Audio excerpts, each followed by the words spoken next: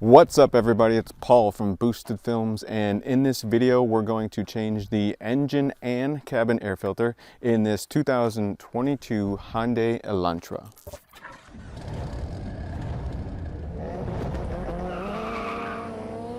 So we're going to start off with our engine air filter, and the first step is to pop our hood. So to do that, we're going to open the driver's side door, and then just by your left foot there is this lever to pull, which will pop your hood. You're going to want to slide your hand underneath the hood and then bring it to the left, to the passenger side of the car. That releases this hook that holds the hood down. So you're going to release that, lift up your hood, and then there's a prop rod on the left side of the vehicle here. There's a foam piece you can grab onto, and then you can lift it up. And in this car, you just need to bend the prop rod to the left a little bit, and then you should be able to let it sink into that hole that it lines up into. So here's our engine, and our engine air filter is in this box on the right side of the video here. I'm zooming into it. And what we need to do here is just remove the top half of the box from the bottom half of the box. And we're going to do that by releasing these two clips that I'm doing now, one on the left side and one on the right. One goes down, one goes up. Shouldn't need any tools, just use your hands to release those. And then in the back here, I'm showing you where this kind of slides in place. This pushes, into those slots. So what we're going to do is actually lift up towards the front part and then pull towards the front of the car. And that should release it from those slots in the rear. And then you should be able to leave everything else connected and then just lift it up with one hand and pull out your old filter with the other. So this filter is looking pretty good yet. Hopefully yours isn't too much dirtier than this one. And then we have our new air filter that we're going to put in place. So just what I like to do is always compare my old to the new. Make sure we're not fighting any other battles here where it's the wrong part. Of course, this one looked right. So we're going to drop it in place. It's kind of rectangular. It's not a complete square, so it does kind of have to go a specific way. And as you see here, this notch, or this part that's protruding out, is actually an identifier you can use to make sure you put it in the right way. Basically, it should just drop into place. If you really have to push it in, you might have it wrong, and you might have to give it a 90-degree turn. So of course, just make sure that's nice and flush in there. You can just set it in the bottom part of that box. And then we're going to put the box back in place. So here you can see that backside view where you can see I need to get those pieces to slide in. So you get those pieces to slide in on that back part of the box. And then it should pretty much line up the way it was before. And you should be able to just add those clips back in place, just pushing them or pulling them depending on which one you're doing. And that's it. It is pretty much that simple. To put your hood back down, lift it up a little bit, slide that prop rod to the left. There's a clip portion where you push that prop rod into. And then for the hood, usually just hold it about a couple inches high from where it closes and then drop it down.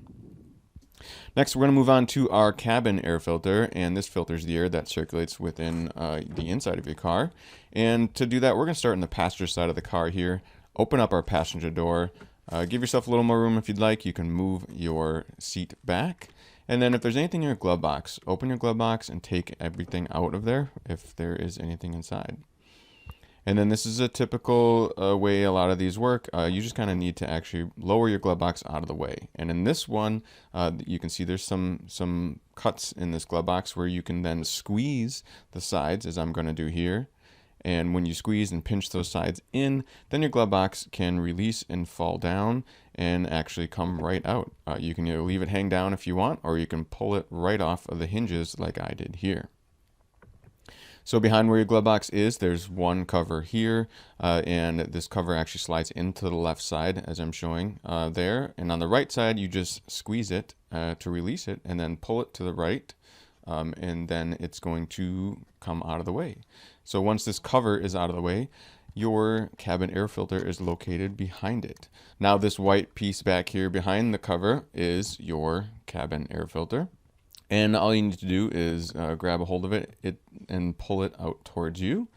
And it has an airflow direction on it. Note that it does have an airflow direction arrow.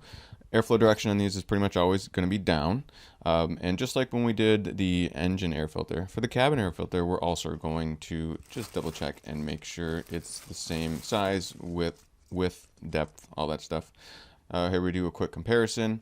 One interesting thing with this one is it actually had the airflow direction, of course, on the side, which is good, but it's printed on the opposite side of the other one we took out.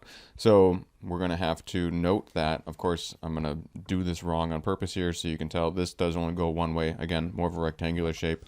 So we got the airflow direction pointing down, but of course, you can see it doesn't fit right this way. We just got to give it a quick 90-degree turn to make it fit flush. So again, double check that airflow direction, make sure the arrow is pointing down, and then you should be able to slide it in place, and it should be pretty much flush with that plastic part that holds it in place.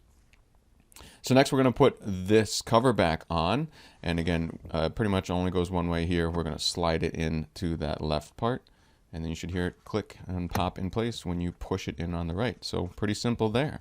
Next, the hinges that the glove box hangs on, we're just going to hang it back on if you took it off all the way. Make sure you have it pushed all the way up on those hinges, and then you can give these side parts a little bit of a squeeze here, and then lift it up in place to hold your glove box, from falling out. And that's it. You have successfully changed your engine air filter and your cabin air filter. So that's about it, everybody. Thanks so much for watching. Of course, if there are any updates, if I did anything wrong, please let me know in the comment section down below. Of course, sometimes people have different ways of doing things, and I'm open to hearing your suggestions. Also, if you could do me a favor, if you have maybe a different year a car than this, or maybe make and model that's similar, let me know if this procedure was the same for you. That way other people can check the comments and know if this will work for their car as well. But as always, this is Paul from Boosted Film saying thanks so much for watching.